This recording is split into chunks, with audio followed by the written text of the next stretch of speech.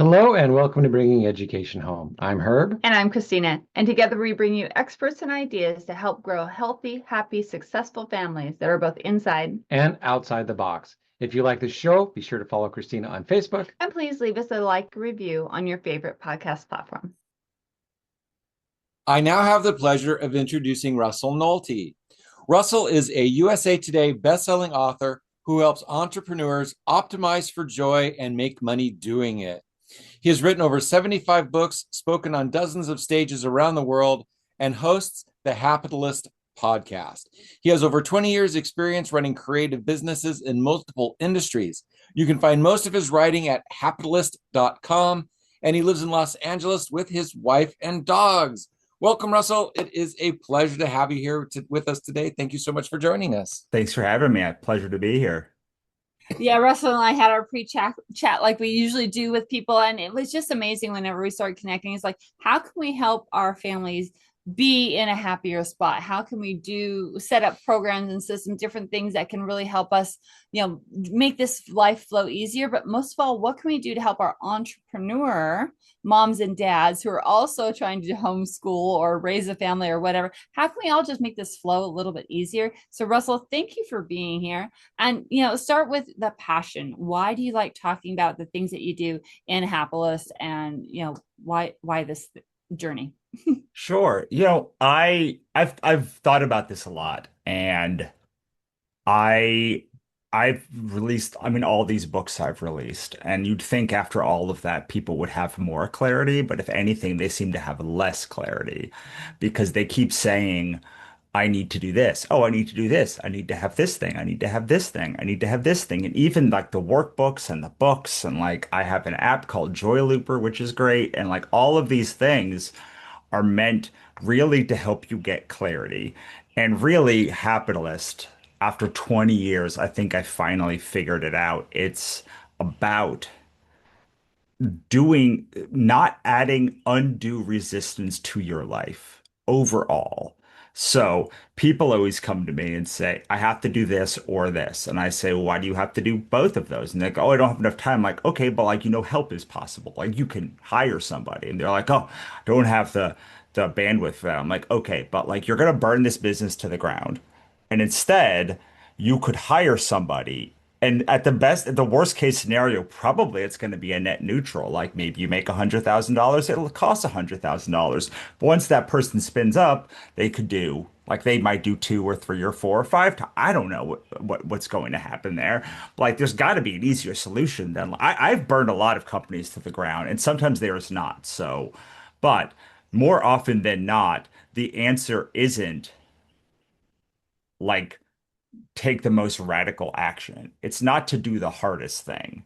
And so when I think of my wife works with autistic children and she's a research director, so we talk about this all the time. And like she has a degree in like a psychology specialty in her degree. And it's we always say like you are defaulting. Well, what I say is people always default to the hardest action. So like if someone is tantruming, instead of saying, "Oh, well like maybe we can figure out how they don't tantrum." Maybe. Like I don't know. Like that was hard. But is it harder than every like 24 hours like someone breaks down and like has a tantrum in the middle of a store? Like probably not. Like it's saying things like, "Well, I am not listening to what the kid wants, and the kid doesn't have like the capabilities." So like maybe it's like, okay, what do you actually want right now? This thing? Okay, cool. Can we do that in 15 minutes? Like, can we do this other thing? My dogs are want a walk every morning at the same time, and like sometimes they can't get that walk. And so it's like instead of defaulting to hard, what if you just defaulted to easy? And what if instead of defaulting to perfection, you just take imperfect action? And like between those two things, people go, "Oh, I can't do that." But like we always read these books, these parenting books or these other, it's like, "Oh, every day like you have to be perfect. This is what you have to do every time." But like there's a great Art Happiness Lab episode that I just listened to, which was like we ran all of these studies saying the kids in this generation are different But then when you like actually look at these studies from like the 50s and 70s and just like ask students today, like whether they came from the 50s or now, like they say, oh, that came, like they all are the same. They're almost all the same. So like maybe like we should stop figuring out the newest hard thing to do and instead figure out like the timeless, maybe slightly more imperfect thing to do, but like that actually moves us forward. I'm not saying like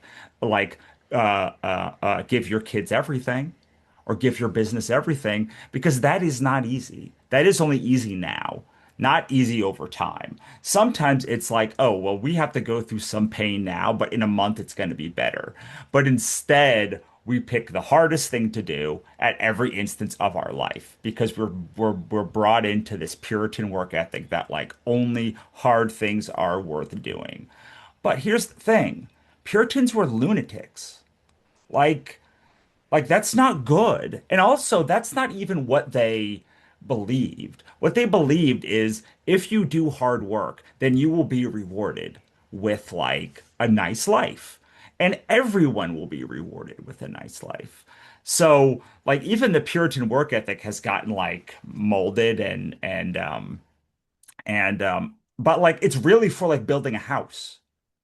You guys build houses? If you're a house builder, then yes, doing hard work will help you build the house. But also, we use nail guns now.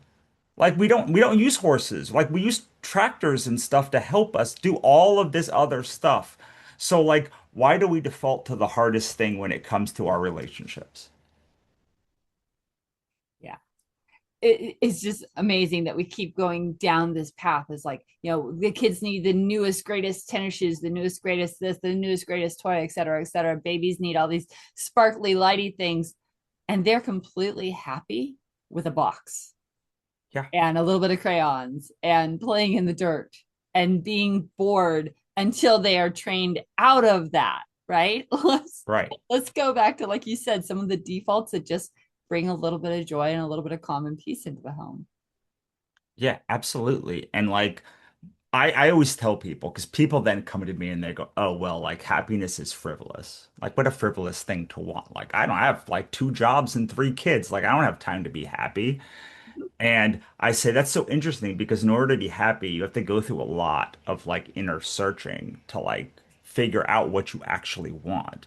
So we work on a thing in happiness called the easeful joy loop. And the first step of that is about attunement. And attunement is about like you have a measure of a radio dial in the side of your head. And right now, what you're seeing is all opportunities you don't want because your radio dial is tuned. Like, let's say you really like country music and you get like a, I don't know, gangster rap station. Like you would not, what would you do? Would you say, oh, well, all the world is gangster rap, or would you like turn the dial? With the dial. So the question that I always have is like, what do you actually want? And people don't know. Like they will say, I want a new house or a new this. And I say, okay, now let's assume you won the game. Would you want anything then that you do now? And most people are like, no. It's like, okay, so like maybe it's not the new house. Maybe it's like belonging. Maybe it's like safety. Maybe it's like, I don't know. It's like the things are a stand-in for something else. And like, what is that actual stand-in? And it's not selfish to want those things. The but even if it were, the question I have is like, but you want them. Like you're sabotaging yourself not getting them. So like maybe if you walk towards getting it, like you would be happier and your whole family unit would be happier.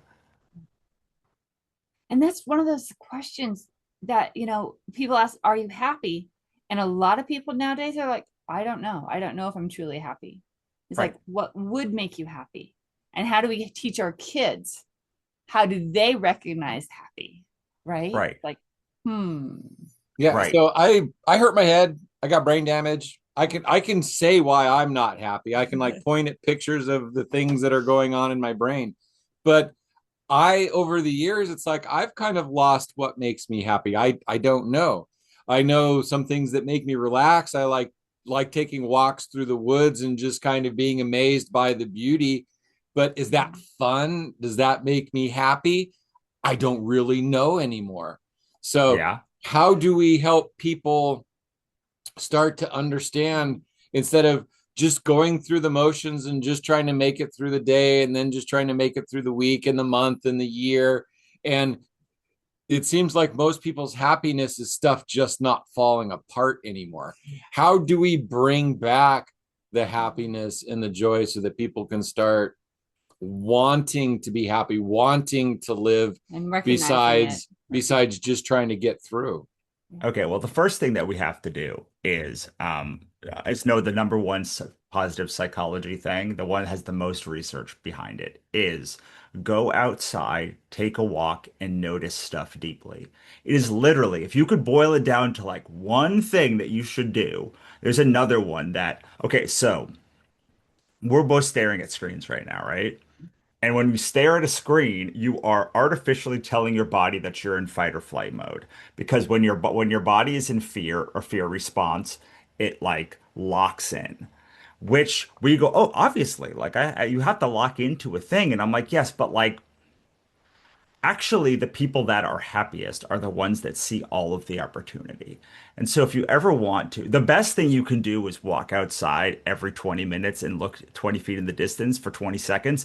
No one's got time for that. So what I tell people is like a trick is if you put your fingers in the periphery, then just wiggle them around, it forces your brain to be like, oh, we can't be in fight or flight because it has to be in your peripheral vision, though, not like it has to be on the sides. It looks very silly, but it's very fun.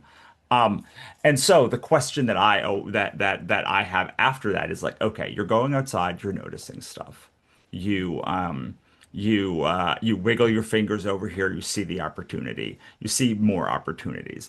And when people say I feel like I'm banging my head against a wall, this is a big one that we get Mm-hmm. in business coaching. I say, like, you're not supposed to go through a wall. It's like a wall. Like if it could be easily go down, it wouldn't be much of a wall. There's a door around the corner. Why don't you see the door? Like, why are you going through that window? Like, there's a door, there's an alley. You could just walk around it, dude. But like, you're not able to see it because you're locked into this thing. And so much of my clarity coaching that I do is just being like, well, but like you could just do this thing over there. And they're like, oh my God, I could just do this thing. I'm like, I know, because you're focused, locked in on this thing. And then after that, we have to be able to opt out of other people's futures. So what I mean by that is every company wants to make money and to make money for their stockholders, especially the biggest companies are venture capital backed, which means they have a lot of money and they need to make a lot more money for their people, which means they have to spend a lot of time telling you the future is coming. But like that is the future that puts them in the direct path to money. So like if you believe their future, they make money. And you should never believe anyone who says the future is dependent on going through their product because they are maybe right, but like they are money motivated and more importantly than money motivated because like money motivation isn't a problem. It's that they are motivated by 10xing the return of the revenue that they make. So you can go and look up like IPO filings, and you can see how much people made in Series A and B and C and all these other things. And like, for instance, like someone like Substack made $80 million on their last round, I believe. And so it's like they have to make $800 million for their that is like the minimum that they are that those people are expecting. So like yeah, now they're doing all of these things that are like going to that they're beholden to their investors, not the people who use their app, the people that are giving them money, and those two things are very rarely in lockstep. So then you have to realize that every company also is planning their own future. And they often compete with each other. So we're being bombarded by 1,000 different people all telling you that the future is coming and it's their app. And then we turn around and we say, actually, it's this thing. Actually, it's this thing. And what we have to understand is they are predicting the future, but like you can't do that. Nobody knows what the future is. So you can opt out of any future you don't want and build your own. And I'm not saying like start a company, but you can look for companies that are already aligned with the things that you want to do. So like maybe you're not a Facebook person. Maybe you like dancing on video and like you can do TikTok, or like you can have a mailing list, or like on every platform, the people who are most successful on it obviously are going to tell you to use that platform to grow because that's what works for them.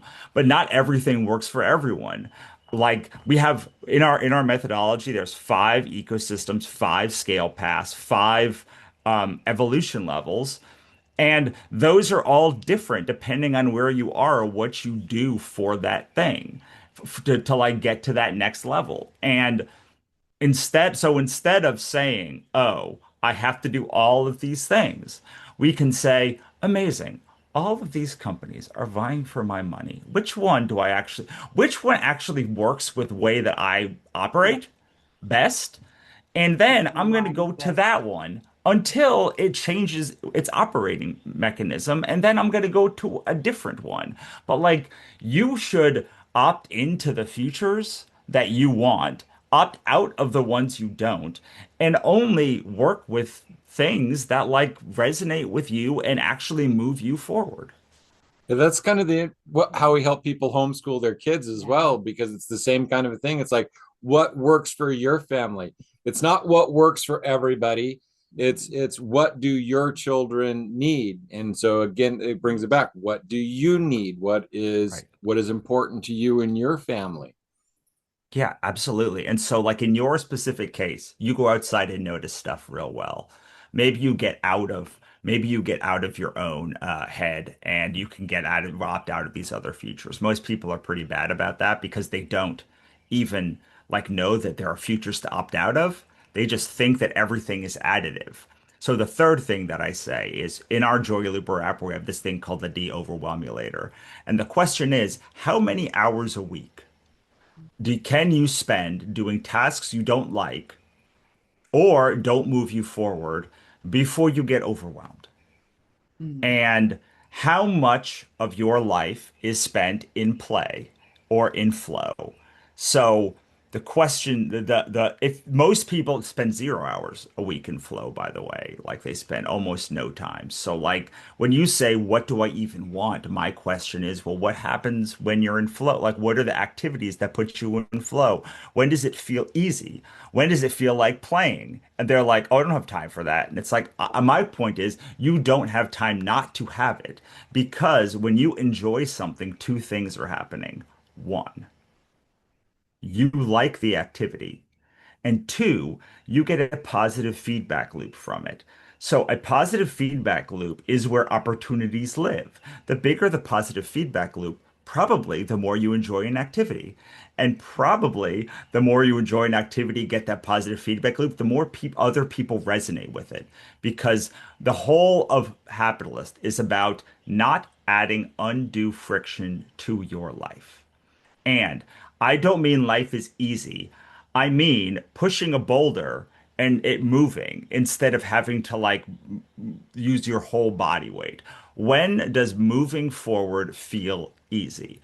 And this is the big lie that we're told. It's like if it's not hard, then it's not work. But like, Kids learn best when they're playing. It's actually Yeah. proven now that delaying education a couple of more years actually improves the child's brain and they catch up and they learn more. So when people are playing, when children are playing, they learn better, they learn more. When adults are happy and playing, they learn better, And they they learn see the more. opportunity. right. Yeah. So I would come back to you, Herb, and say, where are you storing your nose? Because this is the second step is in attunement. It's we store a lot of our nose in ourselves. No, I can't. I won't. I shouldn't. That'll never work. Da da da. But we also store our nose in other people. Oh, I can't do that because Timmy needs to go and get braces. I can't do that because my boss. I can't do that because X, Y, and Z. Those are not their nose. Those are your nose. And are you hiding what you actually want because it means a major change in your life, or do you not, or are you numb to it? Those are two very different things. If you're numb to it, go play. Like, just go play and you'll be like, wow, I actually like building model trains. You can be like, okay, cool. So like, let's take building model trains and like whatever the other thing is and like find out like what the mechanism is under it that you like. Is it because you like building, playing with your hands? Do you want to go woodworking? Do you want to do something else? Like once you have like a thing that gets you in flow, you can test a whole bunch of other stuff. But more often than not, people actually really know what they want, and they are too scared to do it because they realize that their life is completely misaligned from the things that they want. And that is the scariest one because people say, I can't do that. And I say, actually, my love, you can do anything you want as long as you're willing to live with the consequences. And I want to just pause right there and have parents think about this, our audience who are parents think about this. If you're doing this process with your kids as they're learning and growing, what kind of awesome message are you planting inside of them? Look at when you are happy, when you're in flow, when you're, moving forward and doing awesome stuff as a kiddo. And what do you like about it? What is happening underneath that you really enjoy? Because if they get those things in their head when they're little, they're going to be able to reapply this when they get older and then hopefully find a job they want, find a career they want, find happiness in the things that they do because they're able to look at those underlying steps. So, back this out of maybe company speak and into family speak, into kids speak. This is Yeah. Yeah, and in families and children, it's like with the Yeah. homeschooling and the way we teach it, it's like every 3 to 6 months you are able to change and move your focus if you want. If it's working for you, you dig in and go deeper. Yeah. But when it's like, oh, hey, this is kind of run its course, you're able to pivot. That also helps in life because again, people are feeling stuck. Oh, I can't do that. Why? It's like, because I've been doing it for so long, I don't know how to shift and pivot and do anything else. So by having your children being able to pivot and learn to pivot and not be stuck in a classroom, then they gain this ability to be able to shift easier and not get that stuck feeling and the I can'ts and the I won'ts as they need to shift their life. Yeah, and what's interesting is I tell people they need to do their quarterly planning, and it's the same process. Like, are you resonating? Is this still working for you? Like, are you still getting what you need from it? And people often, if they're like, oh, I did all that stuff, and I'm like, when was the last time? It's usually like 2 years ago, and I'm like, okay, like, are you the same person you were 2 years ago? Because if not, you should do. If you are, that's a problem, but if you're not, then you need to redo the quarterly planning. And like, I don't know which of those two things you are, but like, I. I love this like optional thing of like, okay, great. Like, what is the answer? And then like there's a if you answer this, then I know what to do with you. So one of the things that is really powerful when you're like, I don't know what I want, is to go and interview people who knew you when you were younger and be like, what kind of kid was I? What did I like when I was a kid? Like, what did I like? And like, when you do that, you start saying like, oh, wow, all of you said, like, my mom was like, you've been a writer since you were 8. And I was like, no, I haven't. Or like young. And she's like, here's all your writing. And I was like, oh, well, like, yeah, like that was a thing that I like really, really, really liked. And people ask me like how I just got to be so creative. And I said, no one told me not to be. Like, I thought in high school, all of us were just going to go and be directors and stuff. And like, I thought I was failing myself because I like didn't get my A goal. But like, turns out everyone else is like working for Google and like driving delivery trucks and stuff. And I'm like, well, like I just was able, the difference is really, I was just never lost the ability to play and do stuff. And I was always willing to take to suffer the consequences. Like there are reasons for all of the things that I have done in my life. I was able to look at it and be like, okay, well, this sucks now. I'm gonna put sunset dates on everything. Do you guys put sunset dates on anything? Mm-mm. Okay, yeah, no one does. So like you assume that Yeah, everything is your responsibility forever. forever. And that makes it really, really, really like if things don't get things will always be added to your plate. No one's going to take things off your plate unless you ask or you sunset it yourself. So the question is, like we talked about the de-overwhelm you later. One of the biggest things is like, okay, there's four quadrants in an Eisenhower matrix, which is one of the main things that we do. It's love. I love it and I need it. I love it and I don't need it. I need it. I don't love it. I don't love it. I don't need it. And like that fourth box, you can just stop doing. But like we never do that. It's like you could just stop doing all those things. You don't need it and you don't That's love most it. people's fullest box. Right, exactly. And then so like we're just gonna burn this one. But like then you have things you love and don't need and need but don't love. So my question is, you have two options. One is you can, well, you have several options depending on the category. Well, like the things you need but don't love. You can either try to offload them or you can learn to love them as like part of the rest of your process. And like, I don't care which one of those things you do, but like you can learn to love most things either by tying them to something that's more important or just telling yourself you like them. We like to think that we're very smart, but we're actually very dumb. If we just tell ourselves we like something, we're going to like it. Like, just like we will like it. Like, that will Say just it enough happen. Just eventually. say it enough. Like, our brains don't know that there's an entire world out there. So we speak our realities. We speak our reality. And then the things you love but don't need, you can either make it a hobby or figure out how to make it you need it in your life. And like those are like the options. And I don't know what like I don't actually have any stake in what you do. I have a stake in you being happy. And I can say that if you're overwhelmed or you don't know what it means to be happy, you probably aren't. Just aren't. Like no one is like, man, I'm so excited to wake up and have like 80 hours of stuff to do this week. No one's like, I'm so happy. It's so great being numb inside to everything. So like we have to make some choices in our lives or we don't.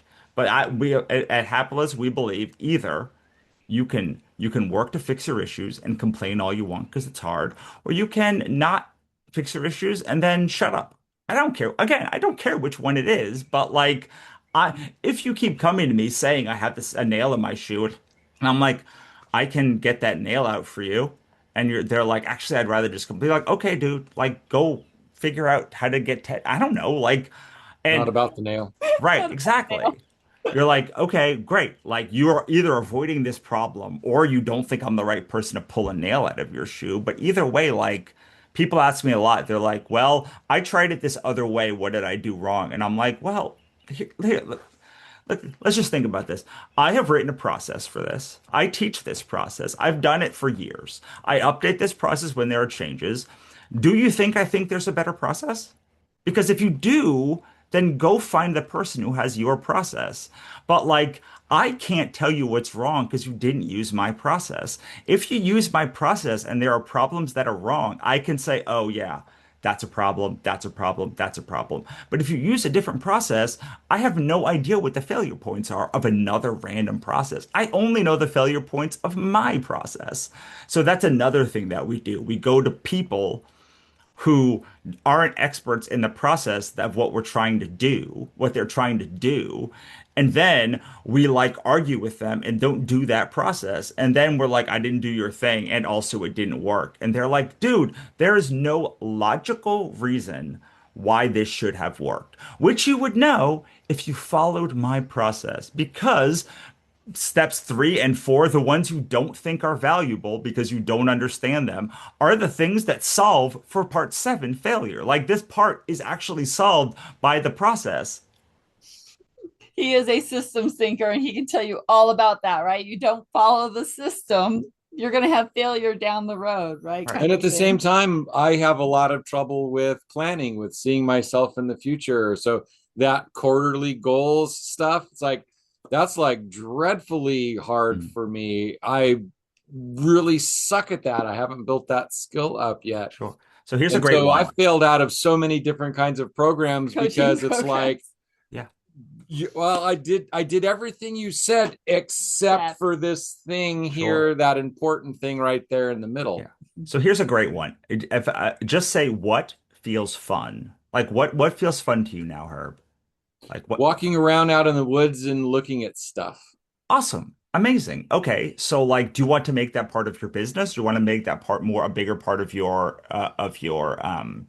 of your like personal life, or like how do you want this to how would it best present for you? Um, how would it best present from, well, we actually started talking about creating a retreat center.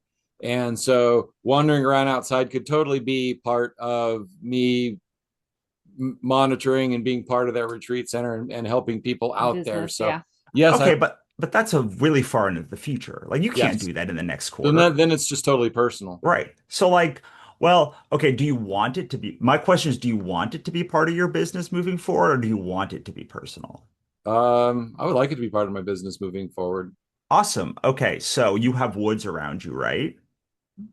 Okay, so like, let's see, like you want to spend a lot of time in nature. You work with homeschool parents and families. Like, Mhm. how is there a way that you see to combine those two things together, even if like not right now?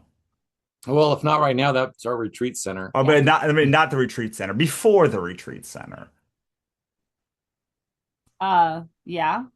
Taking kids on to kids and families on walks and doing the process and showing them how to wander around and notice things. Okay, there's one. Is there any others? Like probably something like you could teach like an online course about it, and you could do all of the videos outside in nature, but then like you can teach it online. You can do live streams from like nature and be like, look at this cool rock. You could say, oh, like we're gonna do a module for like this family education thing about like flowers, and I'm gonna go outside every day and take a picture of like a different flower I see on my walk, and I want you to do it too, and we're going to put it all in this group, and like we're all just going to notice stuff together better. Did any of that resonate with you? Sounds interesting. Yeah. So like so something like that in the next quarter. Do you think that's something that like while you're walking you could just think about like how you could bring all of this into your business? Oh yeah, I can. Yeah. Yeah, Yeah. So I like can that's see that. quarterly planning. Congratulations. You just had your first successful quarterly planning session. Okay. The problem is that I love it. when we quarterly plan, we look at all the stuff and we'd be like, I hate all of this. I don't want to do any of this stuff. I don't like any of these things. And then we're just like the next quarter, we're like, I still have, yes, okay, great. I still hate all of this. Amazing. Like, and then like over a year, you're like, great.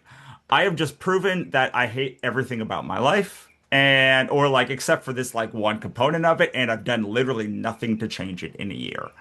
And like, would it be better if you could do like the most optimized thing that you could find online? Yeah, probably you would make more money, but also you wouldn't do it. So capitalism is all about like, okay, like, but what do you do? Like you like going out into the woods in nature. And like it seems to me like you could lead a Boy Scout troop or a Girl Scout troop. Like you could like work with scout leaders. Like you could create a curriculum around like being outdoors in nature. Like you could do all these things to bring this into your life. But instead, it's like I can't do that because I have all this stuff I hate. But like if you say all this stuff what I want you to do if you do this session again, Herb, is sunset date everything. People always say I can't sunset date everything. I'm like your life has a sunset date. Everything has a sunset date. Sunset things. Like we all, even if you have a brand new child, 18 years from now they will be an adult, and God, I hope that you have trained them in a way that allows them to exist outside of it. So the love doesn't change, but like you certainly You don't are have to. sunsetting them. Yeah. Right, exactly. So like, okay, your life has a son to set date. The amount of responsibility that you have day to day for your kids, not your kids overall, just like that responsibility, like sunsets, Mhm. like jobs. Either you have a sunset date, either you retire, you get fired, or you quit. Like those are three sunset dates that you have for your things. So whenever someone says, I can't sunset this stuff, I'm like, can't, won't, or don't want to. Because if you don't want to, that's probably something that you're like, great, I don't want to sunset writing. I love writing. So like that's never gonna come out of my thing. But like I had a business for a long time with my business partner last year, almost exactly a year ago, like that business sunset because it didn't work for us anymore. But like I don't believe that you can't sunset things. I believe you can't sunset things if you're not willing to deal with the consequences of that. But like any projects, so you could say, I don't want you to abandon a project. So what I want you to say though is, my dear, took this project on. I'm going to finish it, but this is the last time I'm doing it. In 3 months, this whole relationship has to change. This is not your fault that like this relationship got out of whack. It's not my fault. It's just we need to reevaluate because this doesn't work for me. I need this to be a win-win for both of us. And if you just have that conversation, you're going to know two things. One, whether the person's worth working with, or whether you need to get out of that relationship real quick. And I just want to pause here, right? Because we're just dropping so many gold nuggets, but I want families to think about this in a family viewpoint as well, right? You can do quarterly planning with your family. Oh, this isn't working for our family. We want to do something different. What can we do in the next quarter to improve and make us happy around this issue in our family or this thing, right? How can we plan our vacation so we have that to look forward to? How can we change this behavior, etc.? Use that quarterly planning that Russell was just talking about in a family setting. Do that. Sunsetting. Guess what? Our kiddos join sports and they maybe don't end up liking it. Awesome. Give them a sunset date. Don't let them quit. Don't let them just abandon it unless they're in danger, of course, but sunset it for them. Awesome. We're going to finish this season and then you don't have to go back to it unless you want to, or unless it's good for you and me and the family, right? Right. Use these things that Russell was just talking about in family mode. That's awesome and powerful. A great one also is every kid every quarter gets one thing that they want to do and one thing that they can veto. Okay. And if the veto doesn't mean that other people don't do it, but it means like if I veto an activity, like that's my one I get, like so I have agency, but like that doesn't mean like if you say you're number one, I don't do it. Because like everyone needs to do that one thing together because that's how we all learn together. But like I can veto other stuff, and maybe that means we split up the group. Maybe that means we do that. People love to believe that they can't split up groups. Like when I go on vacation, I people are like, I don't want to do that. I'm like, great. I don't know what to tell you. Like I'm gonna do it, and like I don't like I spend the other 24 hours of my day with you. You don't have to come with me, but like I am not obligated to go with you. If like now, I mean, granted, kids are obligated to like go with their parents on some level, and like so like you have to figure it out.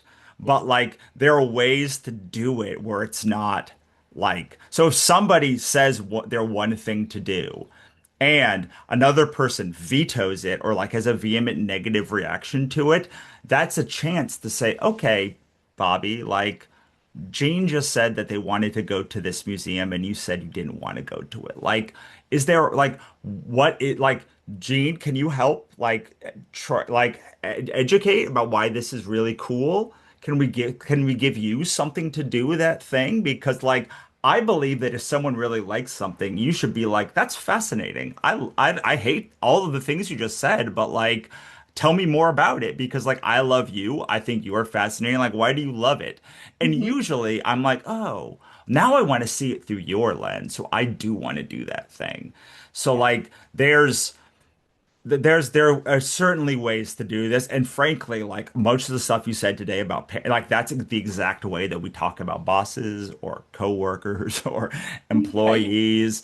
It's like when someone says, oh, my employee is bad, I'm like, okay, well, what are the circumstances? Were they not qualified? That's a you problem.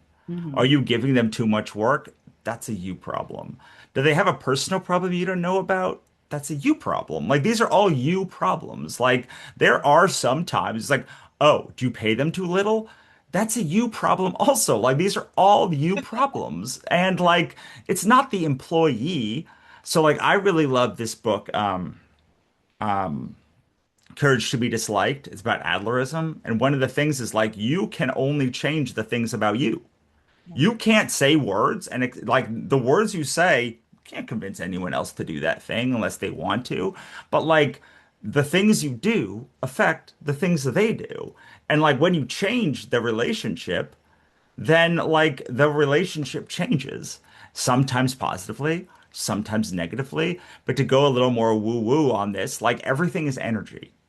And the problem isn't that person is doing a bad job. The problem is the energetic transfer is wrong. Did you set them up for success? Like, did you do X, Y, and Z? Like, maybe they just need to do something else. Maybe like they can do this part-time, or maybe they can do fractional, or like maybe your whole company shouldn't rest on this one person doing their job. I don't know. That's like a lot of responsibility for one person to have. Now, I don't know. And again, if you're happy, none of this applies to you. Right. I mean, some of it applies to you, but like you don't have to do anything. The problem is none of us are happy. Like, except for me, I'm genuinely happy because I did do all, I know exactly what I want. And Mhm. like, I, the fact that other people don't want it makes me sad. But like, it doesn't, it's like, oh, well, this is a weird thing. I have a thing called Hapitalist. It's like business clarity coaching for chaos-minded creators. And like, this is a weird thing to like be doing. Like, I don't know how to talk about it. When people say, what do you do? Tell me about what you do. I say, no, figure it out yourself. And like those are not good ways to sell. But I know they're not good ways to sell. And like that makes me unhappy, but like the life doesn't make me unhappy. The question is like you can change your internal systems. You can change your relationships to just about everything around you, including children. Like you can change your relationship with your children at any point. You may have to go through a lot of trauma work to like get them to like get back to a level of trusting you or, but like you can always change how you enter you walk through the world. You can always be more empathetic. You can always be like, and you'll learn if you do these things that like the world responds back in a really fun way. But if you are not giving to that world, changing your internal things, then you should not expect the world to change. I have worked with so many companies and they're like, I don't know, I do all these happiness stuff or like I like try and make them happy. I'm like, you're not paying them enough. And they're like, we did this survey and they were like, I'm like, you're not paying them enough. Like they keep going to other, I'm like, you're not paying them enough. You need to double their pay. Like, and they're like, I can't afford to double their pay. I'm like, that is a you problem. That is not a them problem. That is a you problem.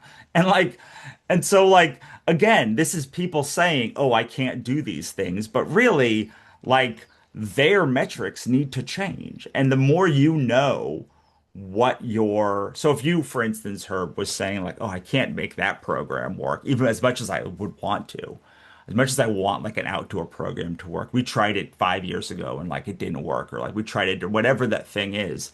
Man, my question is, did you say it with your whole chest? Like, did you say it? Be like, this is what we have to do. We have been behind a camera.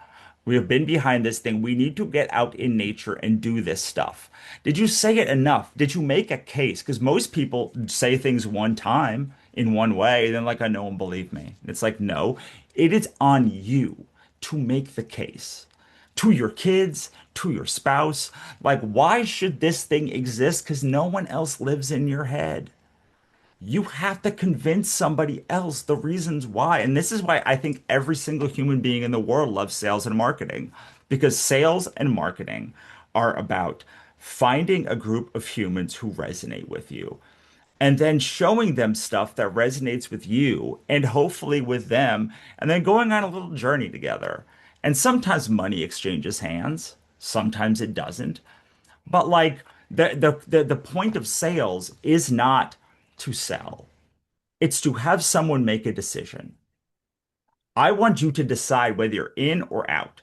If you're on the fence, it's actually like it's not that I hate that. It's just like all of my resources are spent here. People that are happy, they're really easy to deal with. People that don't want me around, even easier to deal with. People that like are on the fence are the one that I have to do this. I have to decide to make a decision. And so the Yeah. question that I have with you, with your family, with anyone is, what decision are you trying to get people to make? And have you given them enough information in enough ways to have them make a decision? Because it's never a them problem. It is always a you problem. And the question is, what about you needs to change to get the reaction that they have? And sometimes it's a deep change. I have to know what I want. Sometimes it's I have to change just the words out of my mouth to stop saying no. Sometimes it's like, oh, I said it once and you just said it 500 more times. I don't know what the thing is, but like if someone is not performing the action you want them to take, then either they don't resonate and they're a no, or they're a yes and you haven't explained it to them. Those are the only two options. I like that. Awesome. Well, Russell, we could keep going on, and I thank you for all these different examples and things, and then how we're able to switch it between family and business and back and forth. Thank you so very, very much. Is there something that you didn't get to talk about today that you wanted to talk about that you had written down there? I was like, oh, I really want to mention this. And we also, of course, want your contact information, because if this resonated with you, our audience, please contact Russell and go deeper and learn more from him. Go ahead. Absolutely. So, I mean, I'll give you the advice that I give everyone. I might come to the end of the podcast. It's your self-worth is not determined by anyone else. Every single human being on this planet has the same worth just by being born and taking breath. And if you don't believe that, it's going to make you value other people over yourself. I'm not saying you should value yourself over other people. I'm saying everyone has the same value from Elon Musk to like untouchable in the streets of New Delhi. And if you believe that, then you will not accept less than what everyone else gets. The minute, even if it's like, oh, I'm only worth 99 cents and they're worth $1, then you start discounting yourself. 1 cent compounded over 40 years is like a lot of money. And so, what I would ask is, well, besides going to capitalist.com, it's like capitalist with an H, is figure out where you are shortchanging yourself. If you are. Now, that includes with your children. Because here's the thing, you teach every day. If you devalue yourself, then you are more likely to devalue other people. But even that, you are teaching your children to devalue themselves, that other people come first. And it's not, I don't care. It's I need to put my own oxygen mask on first. I need to show you because I need to come up as the best version of me. In order for me to give you, little Timmy, 100% of me, I have to get my own stuff together. Now, I'm not saying you can abandon little Timmy, but like but like you can do things to buttress that. You can say, you know what, I am going to sunset stuff. There's a bunch of stuff that I don't want to do. There may be even stuff like, Timmy, I know you love that thing, but like you get 3 things. You get 3 things you can do a week. And like you can pick what the 3 things are, but like you can't do 50 things. Whatever that is. Like I run across people all the time that have spent their lives devaluing themselves. And in general, it has led to their children devaluing themselves. It does not lead to their children having a good self-image if every day one of their two parental figures like devalues themselves for other people. It either makes them resentful or a model. Those are the 2 things that you get. Either you have like an opposite reaction or you have like someone who's going to do the exact same thing. So you have to go through the world as if you have as much self-worth as any other human being on this planet, no matter what you do. If you're a dishwasher or a knowledge worker or the president of Bhutan, I don't care. Like you have to go through the world as if you are worth the same as everyone else. And sometimes that does include getting out of your own ego. Sometimes you overvalue yourself. Like you're like, oh, my job means that I'm like this kind of person. This person, like it is about everyone has the same self-worth, and that allows everyone to be equal. It's the only thing that really in capitalism allows all of us to be equal is if we all value ourselves the same. Beautiful. All right. So he said, go to happilist.com and get connected with Russell. Go find out more about him and the happiness and help your families reach that space. Thank you, Russell, so much for being with us today. Yep. Thank you Thanks for for being having here me. today. Your information is so valuable and so necessary because there are so many people who don't understand what it's like to be happy anymore. And we as a people, we need to come back to that. We need to come back to being people and to being happy and to being here in this world because we're not what we do. And so many people are forgetting that now. So thank you for being here. Thank you for that reminder today. And thank you for, again, sharing this with the world. So many people are too afraid or don't know how, and you're out there and you're putting yourself out there. And, you know, that's tough to do as well. So thank you for being here today. Thanks for having me. Awesome. Beautiful, everybody. Thank you so very, very much. It is the end of our show. Please contact with Russell or any of our other experts who have been on the show, because remember, we are raising happy, healthy, and successful kids. And that means that, like Russell said, you are taking care of you as parents so that then you can help them raise and be happy, healthy, and successful. So until next time, thanks for being here. Bye for now. And bye for now. Hello and welcome to Bringing Education Home. I'm Herb. And I'm Christina. And together we bring you experts